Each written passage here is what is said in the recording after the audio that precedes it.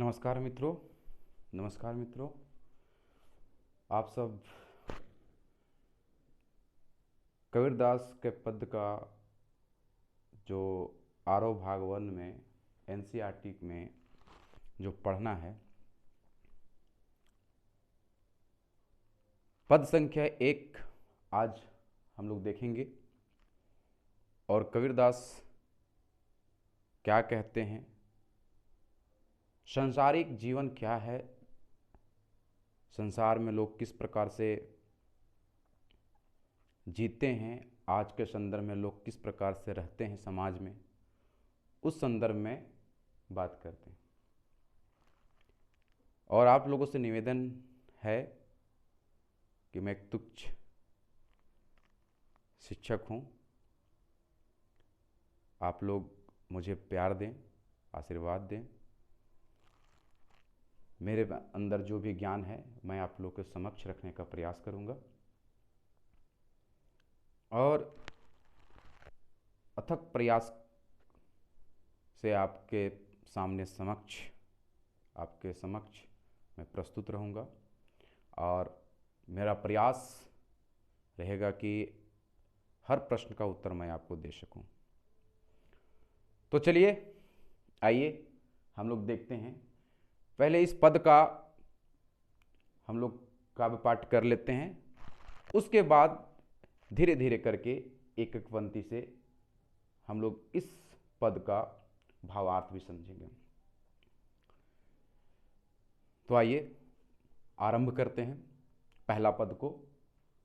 और क्या कहते हैं कि हम तो एक एक कर ही जाना, दोई कहें तिन्ही को, दो जग जिन नहीं पहचाना। एक ही पवन एक ही पानी एक ही ज्योति समाना, एक ही खाक गढ़े सब भांडे एक ही कोहरा समाना। जैसे बाढ़ी काष्ट ही काटे अग्नि ना काटे कोई, सब घटे अंतर ही तू ही, व्यापक धरे सरोपी सोई। माया देखी के जगत लुभाना, काहे रे नर गरबाना। निर्भया भया कछो नाही, व्यापे कहे कबीर दीवाना। कबीरदास इस पद के माध्यम से संसार के हर व्यक्ति से, हर लोगों से यह जताना चाहते हैं, यह बताना चाहते हैं कि किस प्रकार से हमारे जीवन में सब महत्वपूर्ण है, उस पर आधारित यह पद है। चलिए कुछ विशेष शब्दों का अर्थ समझ लें। दोजक का अर्थ यहां पर नरक है, साथ ही साथ ज्योति का अर्थ वह उजाला, वह जो हमारे शरीर जो 5 तत्वों में मिलकर बना हुआ है, फिर एक ही ज्योति अर्थात एक ही जगह समा जाता है, अर्थात विलीन हो जाता है, मिल जाता है। खाक का अर्थ होता है मिल जाना, कोहरा अग्नि आग, बाढ़ी अर्थात बढ़ई, काष्ठ अर्थात लकड़ी, व्यापक अर्थात बड़ा, अंतरही अर्थात आत्मसात अर्थात आत्म अंतर में, गरबाना अर्थात अपने आप में खुशी अर्थात सब कुछ समाना, निर्भया अर्थात निर्भय होना, व्यापक मतलब बड़ा और दीवाना मतलब मस्त मौला। तो चलिए दो दो पंक्ति को समझते हैं।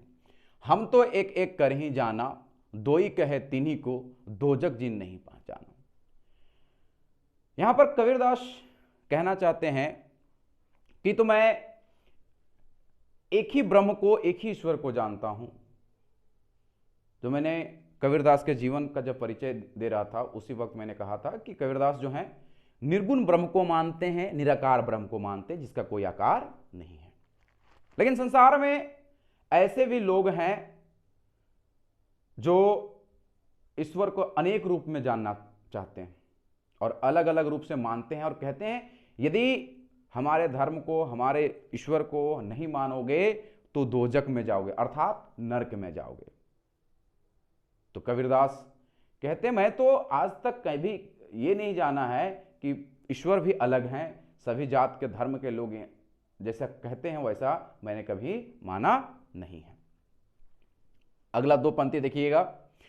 कहता है कि एक ही पवन एक ही पानी एक ही ज्योति समाना, एक ही खाक गढ़े सब भाड़े एक ही कोहरा समाना। कबीरदास उसके तुलना में दूसरा पद देते हुए कहते हैं कि यदि ऐसा होता, यदि ईश्वर अलग अलग होते, भगवान अलग अलग होते, तो अलग अलग धर्मों के लिए, अलग अलग जातियों के लिए ईश्वर अलग अलग व्यवस्था भी किए रहते हैं।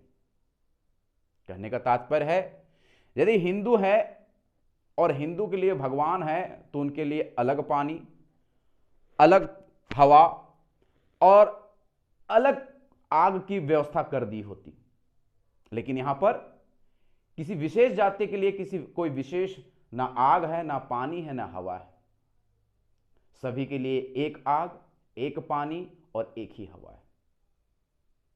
तो दूसरी पंक्ति में कहते हैं कि एक ही खाक गढ़े सब बहाड़े एक ही कोहरा समाना, अर्थात यह शरीर 5 तत्वों से मिलकर बना हुआ है, और जब यह शरीर से आत्मा निकल जाएगा तो अंत में यह शरीर फिर उन्हीं 5 तत्वों में विलीन हो जाएगा।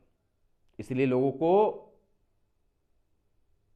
ईश्वर के प्रति इस प्रकार की भावना नहीं रखनी चाहिए। लोगों को यह समझना चाहिए कि संसार में जितने भी लोग हैं वो सब एक ही ईश्वर का देन है, कोई अलग अलग ईश्वर यहां पर नहीं है। आगे पंक्ति है कि जैसे बाड़े काष्ठ ही काटे अग्नि ना काटे कोई, जैसे बाड़ी काष्ठ ही काटे अग्नि ना काटे कोई, अर्थात जिस प्रकार से एक बढ़ई जो है एक सूखी लकड़ी, एक कच्चे लकड़ी को तो आराम से काट लेता है, लेकिन क्या उसी बढ़ई को, अर्थात ये शरीर रूपी लकड़ी में, ये शरीर को तो लोग काट सकते हैं, मार सकते हैं, खत्म कर सकते हैं, लेकिन इस हृदय में जो आत्मा रूपी आग है, क्या इस आत्मा रूपी आग को कोई ऐसा बढ़ई है जो आत्मा को काट सकता है? नहीं, ऐसा कोई बढ़ई नहीं है जो आत्मा को काट सकता है, अर्थात आत्मा रूपी आग को काट सकता है। आगे कहते हैं सब घटे अंतरहीन तुही व्यापक धरे स्वरूप सोई, सब अपने ही अंदर में घटित होता है। जिस प्रकार से आप सोचते हैं, समझते हैं, सब आपके अंदर ही सब कुछ होता है। मनुष्य को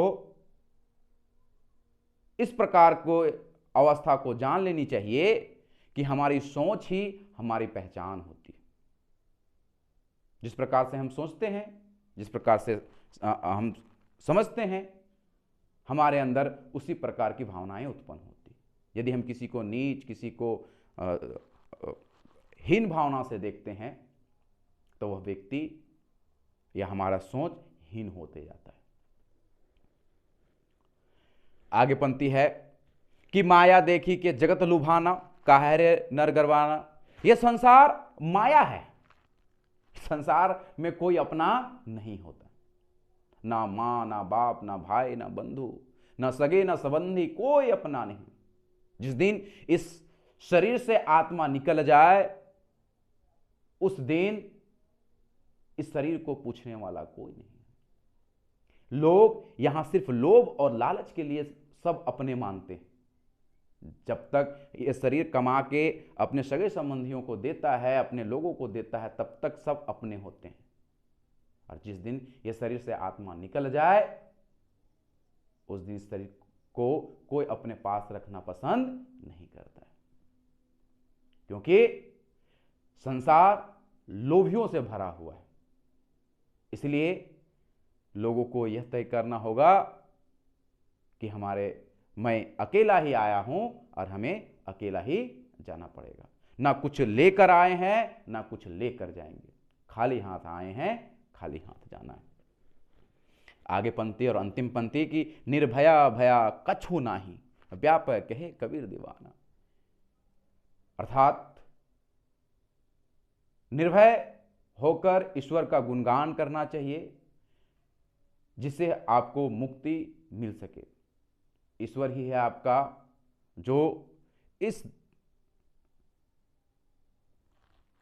लोभी रूपी संसार से आपको मुक्त करा सकता है और दुनिया में ऐसा कोई ताकत नहीं है जो आपको यहां से मुक्त करा सकता है। तो पहला पद यहां समाप्त होता है। आप सभी से निवेदन है कि मेरे उत्साह बढ़ाने के लिए आप हमारे इस चैनल को लाइक करें, सब्सक्राइब करें, कमेंट करें और साथ ही साथ बेल आइकन दबाना ना भूलें, ताकि इसी प्रकार का वीडियो मैं आप तक पहुंचा सकूं, जिससे आप हमारे वीडियो को अच्छी प्रकार से भली भांति से देख सके, जान सकें। और जहां तक प्रयास होगा मैं हिंदी के समस्त विषयों को, हिंदी से लिए हुए समस्त पाठ्यक्रम को मैं आपके बीच रखूंगा। और किसी प्रकार की यदि त्रुटि होती है तो आप सभी से निवेदन है कि कमेंट बॉक्स में कमेंट करके हमें जरूर बताएं।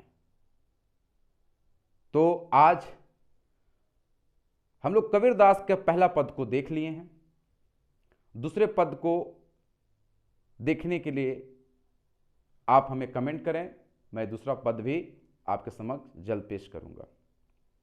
तब तक के लिए धन्यवाद।